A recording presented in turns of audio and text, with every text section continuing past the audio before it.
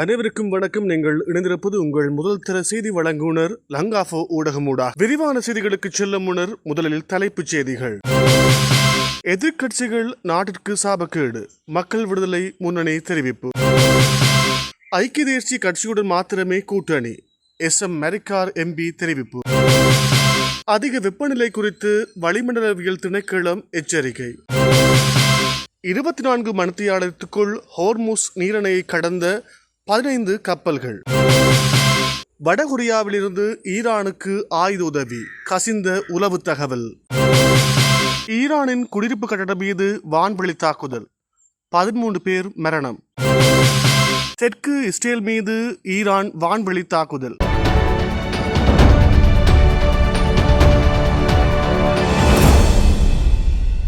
தொடர்பான விரிவான செய்திகள். இலங்கையில் உள்ள எதிர்க்கட்சிகள் நாட்டிற்கு சாபமானவர்கள் என மக்கள் விடுதலை முன்னணியின் பொதுச் செயலாளர் டில்வின் சில்வா தெரிவித்துள்ளார். வவுனியாவில் நடைபெற்ற நிகழ்வொன்றில் கலந்து கொண்டு கருத்துரையாற்றும் போதே அவர் இவ்வாறு குறிப்பிட்டுள்ளார். அரசாங்கத்தை விமர்சித்து ஆட்சியை கைப்பற்ற வேண்டும் என்பதே எதிர்க்கட்சிகளின் பொதுவான நோக்கம் எனவும் டில்வின் சில்வா கூறியுள்ளார். இதற்காக மிக மோசமான விடயங்களை மேற்கொள்வதுடன் பொய்யான வதந்திகளையும் எதிர்க்கட்சிகள் பகிர்வதாக அவர் குற்றம் சுமத்தியுள்ளார். குறிப்பாக மத்திய கிழக்கு போர் மூண்டுள்ள சூழ்நிலையில் இலங்கைக்கு அண்மித்த கடற்பரப்பில் ஈரானிய போர்க்கப்பல் மீது மேற்கொள்ளப்பட்ட தாக்குதல் தொடர்பில் சர்வதேச ரீதியான நாட்டின் நடுநிலைமையை சீர்குலைக்கும் வகையில் எதிர்க்கட்சிகள் செயற்பட்டதாகவும் டில்வின் சில்வா இதன் போது தெரிவித்தார். குறித்த போர்க்கப்பல் தொடர்பில் அமெரிக்காவுக்கு தேவையான தகவல்களை இலங்கை அரசாங்கம் பெற்றுக் கொடுத்ததாக பொய்யான வதந்திகளை எதிர்க்கட்சிகள் பகிர்ந்துள்ளதாகவும் அவர் கூறியுள்ளார். இவ்வாறு அனைத்து விடயங்களையும் நாட்டை சர்வதேச சமூகத்திடம் தாரை வார்த்து சீரழிவுக்குள் கொண்டு செல்வதற்கு எதிர்க்கட்சிகள் முயற்சிப்பதாகவும் மக்கள் விடுதலை முன்னணியின் பொதுச் செயலாளர் டில்வின் சில்வா குற்றம் சுமத்தியுள்ளார். பல தசாப்தங்களின் பின்னர் முழு நாடும் ஒன்றிணைந்து ஏற்படுத்தியுள்ள அரசியல் மாற்றத்தை ஒரு இரவில் கைப்பற்றும் நோக்கில் நாளுக்கு நாள் பொய் பிரச்சாரங்களை எதிர்க்கட்சிகள் முன்னெடுத்து வருவதாகவும் அவர் தெரிவித்தார். இந்த நிலையிலும் எதிர்க்கட்சியில் சூழ்ச்சிகளை முறியடித்து பெற்றுக்கொண்ட ஆணையை உரியவாறு முன்னெடுத்து செல்ல வேண்டிய சவாலை அரசாங்கம் எதிர்நோக்கியுள்ளதாகவும் அவர் கூறியுள்ளார். எவ்வாறாயினும் இச்சவால்களை முறியடிப்பதற்கான வல்லமை அரசாங்கத்திடம் உள்ளதாகவும் மக்கள் விடுதலை முன்னணியின் பொதுச் செயலாளர் டில்வின் சில்வா சுட்டிக்காட்டியுள்ளார். ஐக்கிய மக்கள் சக்தி ஐக்கிய தேசிய கட்சியுடன் மாத்திரமே இணைந்து செயற்படும் என அக்கட்சியின் நாடாளுமன்ற உறுப்பினர் SM மெரிக்கார் தெரிவித்துள்ளார். பொதுக்கூட்டம் ஒன்றில் உரையாற்றிய அவர் இரு கட்சிகளுக்கும் இடையிலான உறவை ஒரு சுவாரஸ்யமான உதாரணத்தின் மூலம் பின்வருமாறு விளக்கியுள்ளார். நானும் ஒரு பெண்ணும் காதலிப்பதாக வைத்துக் கொள்வோம். தந்தை அதற்கு எதிர்ப்பு தெரிவித்திருக்கிறார். நாங்கள் வீட்டை விட்டு வெளியேறி திருமணம் செய்து கொள்கின்றோம். பின்னர் தந்தை நோய்வாய்ப்படும் போது அவரை பார்ப்பதற்காக எமது தாய் வீட்டுக்கு வருகிறோம். அங்கு எம்மால் தங்கியிருக்க முடியும் அல்லவா என அவர் கேள்வி எழுப்பினார். இதன் மூலம் ஐக்கிய தேசிய கட்சியே தங்களின் ஆரம்ப வீடு என்பதை அவர் சுட்டிக்காட்டினார். வலதுசாரி அரசியல் கலாச்சாரத்தை கொண்டுள்ள ஐக்கிய மக்கள் சக்தி எவ்வித ஊழல் குற்றச்சாட்டுகளும் இல்லாத ஒரு கட்சி என அவர் அதன் போது தெரிவித்தார். நாட்டை வங்குத்தடைய செய்கின்ற கூட்டணிகளோடு ஒருபோதும் கூட்டணி இல்லை என திட்டவட்டமாக கூறியுள்ளார். மஹிந்த ராஜபக்ஷ, கோட்டாபாய ராஜபக்ஷ மற்றும் அஜித் நிவால் கப்ரால் ஆகியோர் வலதுசாரி அரசியல் கலாச்சாரத்தை கொண்ட ஐக்கிய மக்கள் சக்தி எந்தவித ஊழல் குற்றச்சாட்டுகளுக்கும் முகம் கொடுக்கவில்லை எனவும் அவர் இதன் போது தெரிவித்தார். அவர் நாட்டை வங்குத்தடைய செய்கின்ற கூட்டணிகளோடு ஒருபோதும் கூட்டணி இல்லை என திட்டவட்டமாக கூறினார். மஹிந்த ராஜபக்ஷ, கோட்டாபய ராஜபக்ஷ மற்றும் அஜித் நிவாட் கப்ரால் ஆகியோரோடு இலங்கை பொருளாதாரம் வீழ்ச்சியை நோக்கி சென்றது என நீதிமன்றம் தீர்ப்பளித்துள்ளது. இவ்வாறான நிலையில் அவர்களுடன் எம்மால் எவ்வாறு கூட்டணி அமைக்க முடியும்? நாட்டை பொருளாதார ரீதியாக பாதிப்புக்குள்ளாக்கிய தரப்பினரை தவிர்த்து தமது அரசியல் கொள்கையுடன் ஒத்துப்போகும் தரப்புடன் மாத்திரமே இணைந்து பயணிக்க தீர்மானித்துள்ளதாக அவர் மேலும் விளக்கினார். நாட்டின் பல பகுதிகளில் வெப்பநிலையின் தாக்கம் அதிகரித்து காணப்படுவதால் பொதுமக்களின் பாதுகாப்பு கருதி வளிமண்டலவியல் திணைக்களம் விசேட வெப்ப அறிவுறுத்தலை விடுத்துள்ளது. மனித உடலால் உணரப்படும் வெப்பத்தின் அளவான வெப்ப சுட்டன் நாட்டின் பல மாகாணங்களில் அவதானம் செலுத்த வேண்டிய மட்டத்தில் இருக்கும் என எதிர்பார்க்கப்படுகிறது. இதன்படி மேல் சப்ரகமுவ, தெற்கு, கிழக்கு, வடமேல், வடக்கு மற்றும் வடமத்திய மாகாணங்களுடன் மொனராகலை மாவட்டத்தின் சில பகுதிகளிலும் இந்த வெப்ப அதிகரிப்பு நிலவும் என எச்சரிக்கை விடுக்கப்பட்டுள்ளது. அதிகரித்து வரும் வெப்பநிலையால் ஏற்படும் பாதிப்புகளை தவிர்க்க பின்வரும் வழிமுறைகளை பின்பற்றுமாறு திணைக்களம் அறிவுறுத்தியுள்ளது. நாள் முழுவதும் போதிய அளவு தண்ணீர் மற்றும் திரவ உணவுகளை உட்கொண்டு உடலை நீரேற்றத்துடன் வைத்திருக்குமாறும் கூறப்பட்டிருக்கின்றது. முடிந்தவரை நிழலான இடங்களில் தங்கியிருப்பதுடன் அவ்வப்போது வேலைகளுக்கு மத்தியில் ஓய்வு எடுத்துக்கொள்ளவும்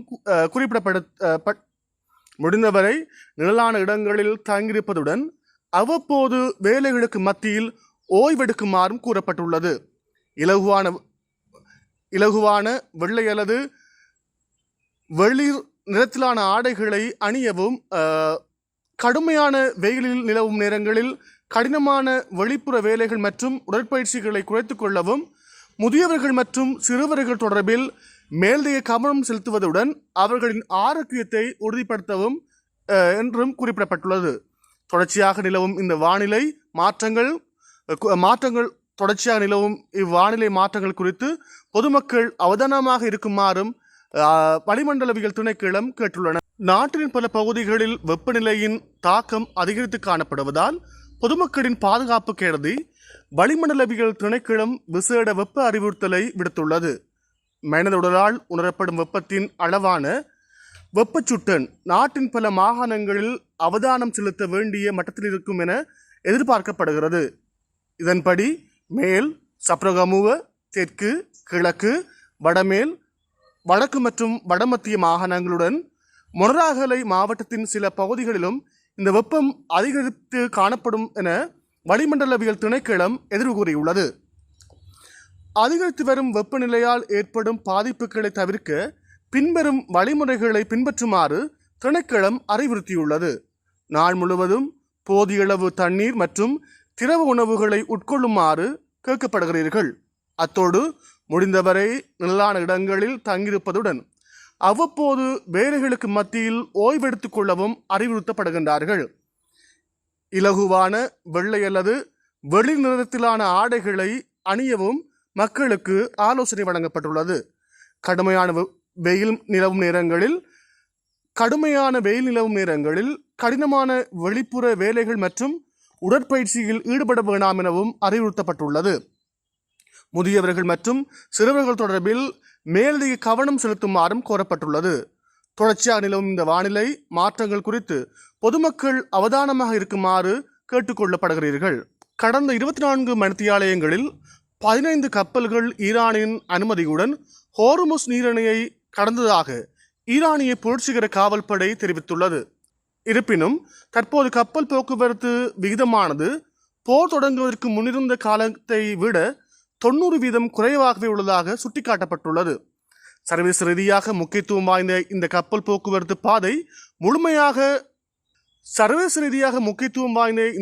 போக்குவரத்து பாதை முழுமையாக மூடவில்லை என்றும் அது எதிரான நாடுகளுக்கு மட்டுமே மூடப்பட்டுள்ளதாகவும் வெளியுறவு அமைச்சர் அப்பாஸ் அரக்ஷி உள்ளிட்ட ஈரானிய உயர்மட்ட அதிகாரிகள் மீண்டும் வலியுறுத்தி வருகின்றனர்.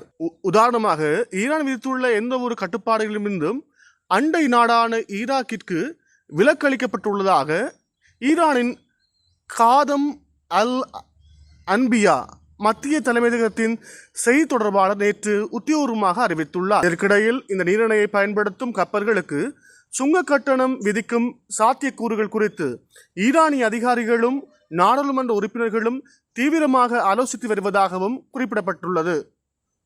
அத்துடன் குறித்த ஈரானிய ஜனாதிபதி அலுவலகத்தின் உதவியாளர் ஒருவர் கருத்து தெரிவிக்கையில் போரினால் ஏற்பட்ட அனைத்து சேதங்களையும் ஈடு செய்யும் வகையில் கப்பல் போக்குவரத்து கட்டணத்தின் ஒரு பகுதி பயன்படுத்தப்படும் என தெரிவிக்கப்பட்டுள்ளது. ஈரானுக்கு வடகொரியா இதுவரை எந்தவிதமான ஆயுதங்களையோ அல்லது இராணுவ தளவாடங்களையோ வழங்கவில்லை என தென்கொரியாவின் தேசிய புலனாய்வு அமைப்பு NIS தெரிவித்துள்ளது. திங்கட்கிழமை 6 நாடாளுமன்றத்தில் நடைபெற்ற விளக்க கூட்டத்தில் கலந்து கொண்ட நாடாளுமன்ற உறுப்பினர் பார்க் சுன்வோன் உளவுத்துறை தகவலை மேற்கோள் காட்டி இந்த விவரங்களை வெளியிட்டுள்ளார். வடகொரியா ஈரானிடமிருந்து சற்று விலகி இருக்க முயற்சிப்பதற்கான தெளிவான அறிகுறிகள் தென்படுவதாக அவர் இதன்போது சுட்டிக்காட்டியுள்ளார். உதாரணமாக, அமெரிக்க இஸ்ரேல் தாக்குதலில் ஈரானின் முன்னாள் உச்சத் தலைவர் அயதுல்லா அலி காமேனி கொல்லப்பட்ட போது வடகொரியா எவ்வித இரங்கல் செய்தியையும் அனுப்பவில்லை என்றும், புதிய தலைவராக முஜ்தபா காமேனி நியமிக்கப்பட்ட போது அவருக்கு எந்தவிதமான வாழ்த்து செய்தியையும் வடகொரியா தெரிவிக்க இல்லை என கூறப்படுகிறது. வரும் மே மாதம் அமெரிக்க ஜனாதிபதி டொனால்ட் ட்ரம்ப் சீன தலைவர் ஷி ஜின்பிங் இடையே நடைபெறவுள்ள முக்கிய உச்ச மாநாட்டின் முன்னதாக ஒரு புதிய தந்திரோபாய வெளியை பெறுவதற்கான முயற்சியை வடகொரியாவின் இந்த நகர்வு சுட்டிக்காட்டியிருப்பதாக சொல்லப்படுகிறது. இதேவேளை மற்றொரு நாடாளுமன்ற உறுப்பினரான லீ சியோங் இக்வோன் கருத்து தெரிவிக்கையில், எதிர்வரும் உயர்மட்ட சந்திப்பிற்கு முன்னதான டொனால்ட் ட்ரம்பை நேரடியாக விமர்சிப்பதை வடகொரியா தவிர்த்து வருவதாக குறிப்பிட்டுள்ளார். வடகொரியாவின் மிக நெருங்கிய நட்பு நாடான சீனாவுடன் அமெரிக்கா பேச்சுவார்த்தை நடத்தவுள்ள சூழ்நிலையில் வடகொரியாவின் இந்த இராஜதந்திர மாற்றம் சர்வதேச அரசியல் அரங்கில் உற்று நோக்கப்படுகின்றமை குறிப்பிடத்தக்கது. ஈரானுக்கும் அமெரிக்காவுக்கும் இடையே கடந்த பிப்ரவரி மாதம் 28ஆம் தேதி முதல் போர் நடைபெற்று வருகிறது. அமெரிக்கா ஈரான் மீது வான்வெளி தாக்குதலை நடத்தி வருகிறது. பதிலுக்கு ஈரானும் வளைகுடா நாடுகளில் உள்ள அமெரிக்க இராணுவ தளங்களை குறிவைத்து கடுமையாக பதிலடி கொடுத்து வருகிறது.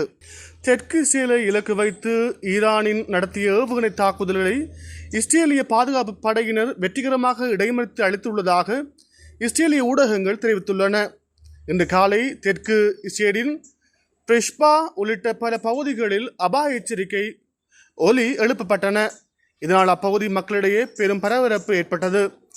இந்நிலையில் வான்பரப்பில் ஊடுருவிய ஈரானிய ஏவுகணைகளை இஸ்ரேலிய வான் பாதுகாப்பு அமைப்பு வெற்றிகரமாக இடைமறித்து அளித்ததாக உறுதிப்படுத்தப்பட்டுள்ளது.